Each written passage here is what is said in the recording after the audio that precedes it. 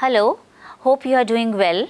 Today I am going to take up lesson 2 from your English textbook for class 11. The title of the book is Hornbill and the title of the lesson is We Are Not Afraid to Die If We Can All Be Together. This story is divided into 3 sections. Section 1 talks about the pleasant journey that they have.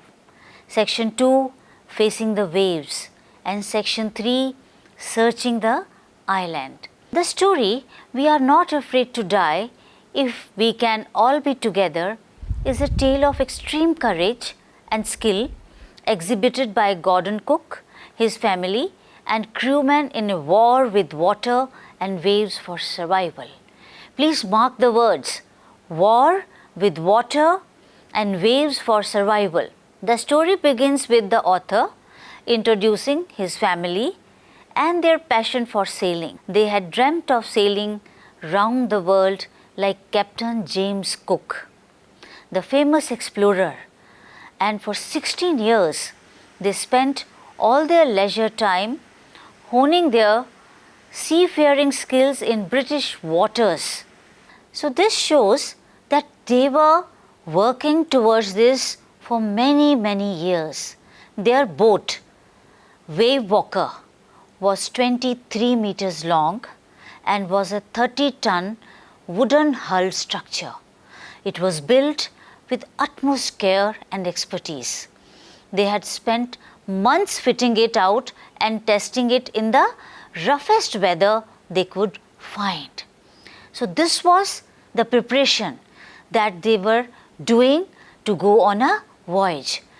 In July 1976, the narrator, his wife Mary, son Jonathan and daughter Suzanne set sail from Plymouth, England to duplicate the round-the-world voyage made 200 years earlier by Captain James Cook. 2 experienced sailors, Larry Vigil, an American, and Herb Siegler, a Swiss, accompanied the family to tackle one of the world's roughest seas, the Southern Indian Ocean. So their voyage was till the Southern Indian Ocean. The first section of the story describes a peaceful journey from Plymouth, England to 3,500 kilometers east of Cape Town, that is in Africa. The narrator is relaxed and full of confidence that they will be able to complete the round-the-world voyage. However, as the weather deteriorated, the narrator and his companions faced gigantic waves. They took precautions to save themselves and struggled to cope with the disaster. Here, the narration becomes grim, but at the same time, it also exudes positives such as having a fighting spirit, showing confidence, and possessing strong willpower. That is what we learn from their voyage. The narrator and others are able to brave the storm, and by the evening of January 6, they sighted Amsterdam Island.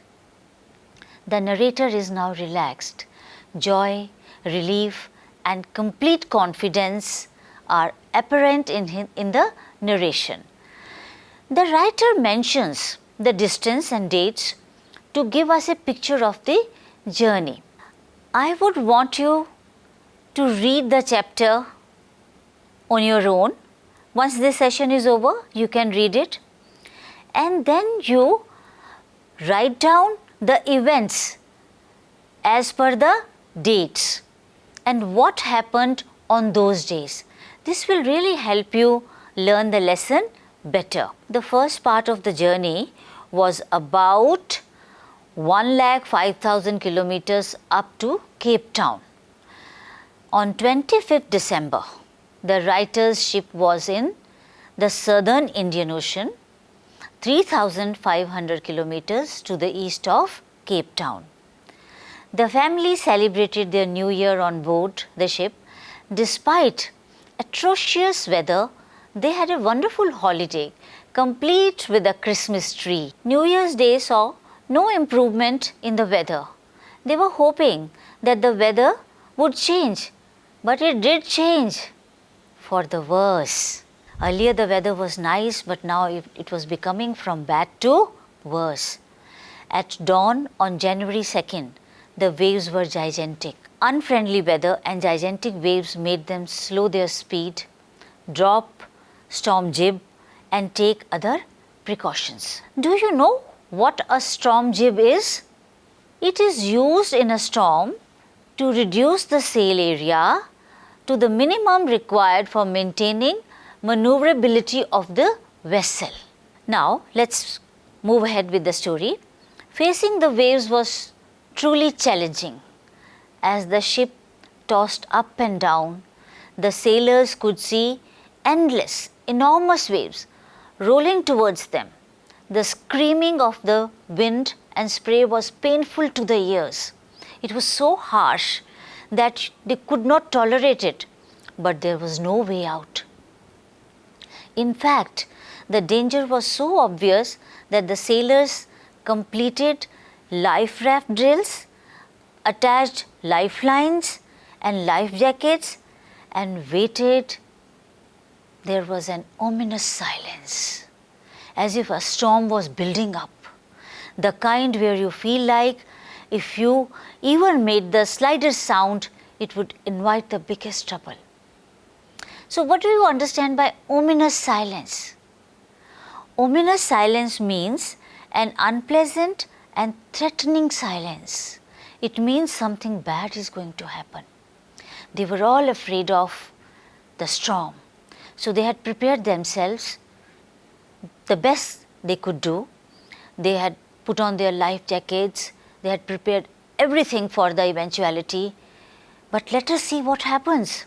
Suddenly at 6 p.m., when all became quiet and the wind dropped, the sky immediately grew dark as well. Then came a growling roar. Please notice the words, growling roar. And an enormous cloud towered at the back of the ship, as if it's going to engulf the ship, as if it's going to hit and drop the ship. In seconds, a torrent of green and white water broke over the ship. There was chaos. The author's head smashed into the wheel and he became aware of flying overboard and sinking below the waves. He thought death was approaching and resigned himself to his fate. The author writes, as I was losing consciousness, I felt quite peaceful. What kind of peace? He was losing consciousness. He couldn't hear the storm. That means he was becoming absolutely unaware of the things around him. The ship too nearly capsized, but another gigantic wave hit it, tossing it upright once again. The author was also thrown back onto the deck, his head and ribs smashing against the walls. How painful and terrible that must have been, but he did not lose courage.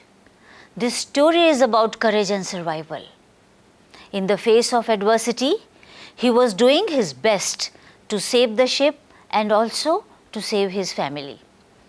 Here the description is so intense that reader too begins to feel that there is water everywhere and nowhere to escape. In spite of his injuries, the narrator took charge of the situation. Somehow he found the wheel, lined up the stem for the next wave and hung on till his wife Mary appeared and took charge of the wheel. While he was steering the ship, he had begun feeling that water had entered the ship below, and that's dangerous. Once the water enters the ship can sink, it won't sail. Their companions, Larry and Herb, had in the interim started pumping out water frantically. The whole starboard side of the ship bulged inwards. The narrator managed to cover canvas across the gaps to prevent more water from entering the ship. So this shows that they were continuously working to save the ship and also to save themselves. It must have been a harrowing experience for them. There was no end to their problems. Then came more problems. Their hand pumps stopped working and electric pumps short-circuited. Fortunately, the narrator found a spare electric pump under the chart room that worked. The entire night was spent in pumping, steering, repairing and sending radio signals. The narrator checked charts and calculated that Ely, Amsterdam, a French scientific base, was their only hope. It was bitterly cold and they were getting no replies to their mayday calls, considering what a remote corner of the world they were in. Do you know what a mayday call is?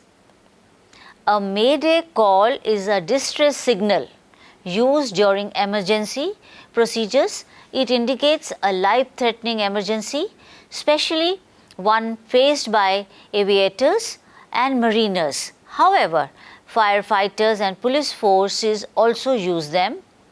How is a mayday call used? Do you know about it? In times of emergency, the call is issued 3 times in a row. Mayday, mayday, mayday. So that is the protocol they have to follow. Let us recapitulate. What steps were taken by the captain? Now there are 2 comprehension questions for you. Pay attention. You can go back to your books, underline where you will find the hints and then we will discuss. The first one is to protect the ship when rough weather began. The question is, what steps were taken by the captain? And the second one is to check the flooding of the water in the ship. What did he do? We have just now talked about it. Shall I share my answer with you? The first one is, in order to protect the ship from rough weather, Captain Gordon Cook decided to slow it down. So he dropped the storm jib and lashed a heavy mooring rope in a loop across the stem. Then his crew and he double fastened everything and went through their life raft drill. They practiced once again that in case of an emergency, how are they going to save themselves? The second one, Larry and Herb, who were experienced sailors, started pumping out water. The captain stretched canvas and secured water roof, hatch covers across the gaping holes. When the 2 hand pumps got blocked and the electric pump short-circuited, he found another electric pump, connected it to an out pipe and got it started. So I hope this part of the story is clear to you. Let us continue with the story.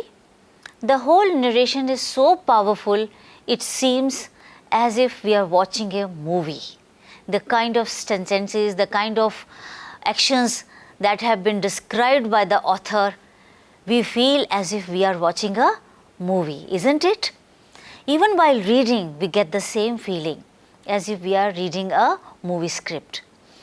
Gordon Cook, his family, Larry and Herb, had survived for 15 hours since the wave had hit. Their ship, Wave Walker, was too badly damaged to take them till Australia. That was their plan.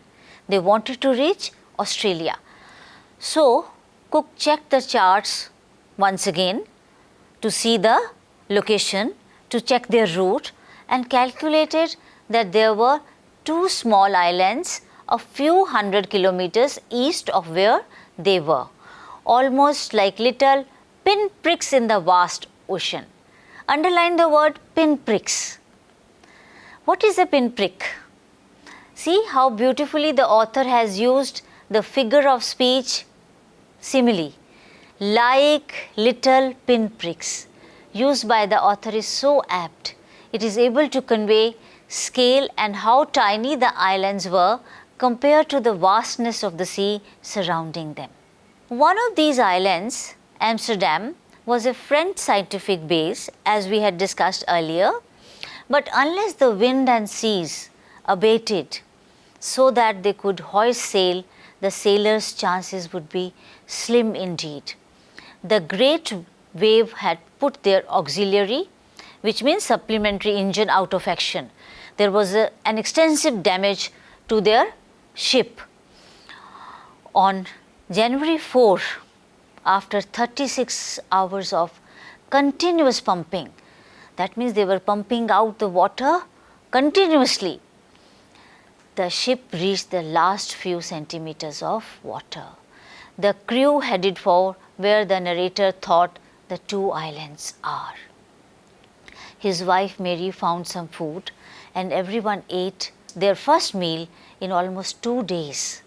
What a relief that must have brought. But their respite was short-lived. This was not the end. At 4 p.m., black clouds began building up behind them. And within the hours, the wind was back to 40 knots. And the seas were getting higher. The weather continued to deteriorate throughout the night. And by dawn on January 5, their situation was again desperate. So that means there was no respite. They were struggling. Therefore, in the beginning, the author says, war with waves and weather. Do you know the difference between a nautical mile and a knot? Because the author has used the word knot. Let us try to understand the difference. A nautical mile measures distance and a knot measures speed. A knot is 1 nautical mile per hour. 1 knot is equal to 1.15 miles per hour. The term knot dates from the 17th century when sailors measured the speed of their ship by using a device called a common log. There was a procedure that they used to follow. Now, what about their children? As we all know, children are very sensitive, and those children were also very sensitive, and seeing the conditions around them, John asked Cook, "Daddy, are we going to die?" Cook tried to assure him that they could make it. He continued, "But Daddy," John went on, "we aren't afraid of dying. If we can all be together, you, Mummy, Sue and I." Look at the courage of the children. They were also bearing the bad weather. They were also going through the whole experience. When there was no food for 36 hours, there was no food for these children also. But they were trying to encourage their parents. Cook was rendered speechless. He could find no words with which to respond and left the children's cabin determined to fight the sea with everything he had. Now, for the sake of his children, he wanted to fight the sea even more vigorously. That was his determination. And do you know, he succeeds. There was positivity, there was optimism all around him, and he was able to achieve that. That evening, as the motion of the ship brought more and more water in through the broken planks, the couple, Mary and Cook, both felt that the end was very near, because they were experienced sailors. They have been sailing for the past many years, and they trained themselves for 16 years in rough weather. But here the weather was beyond their control. The waves were gigantic, the waves were enormous. They were still fighting the waves. It was like a war. But Wave Walker rode out the storm, but their ship somehow sailed, moved on. And by the morning of January 6, with the wind easing, now the wind was easing out, cook began working on the wind speeds in the ship's chart room. Now he started studying the wind speed so that he can maneuver the ship to a favorable direction. Finally, the journey has a happy end with the entire crew reaching Amsterdam, that island, a volcanic island where its 28 inhabitants welcomed them. The Cook family and their sailor friends fought the waves with their collective strength and optimism. This is a story of valor, forbearance, faith, optimism and persistence. If we want to do something, if we want to achieve something, and we are positive about it, we are optimistic about it, and we persist, we will be able to achieve it. The courage of the strong-willed children is especially noteworthy in the story. It would not be easy to face such grave danger. With this, we have come to the end of the story. I want you to read the story on your own. Read it at your own pace. Divide it into chunks, as I have already told you that this story is written in 3 parts. The first part is the happy journey. The second part is their war with waves and bad weather. And the third part is when they are able to find an island and they are safe. So read the story. We will continue with the activities in the next session. Thank you.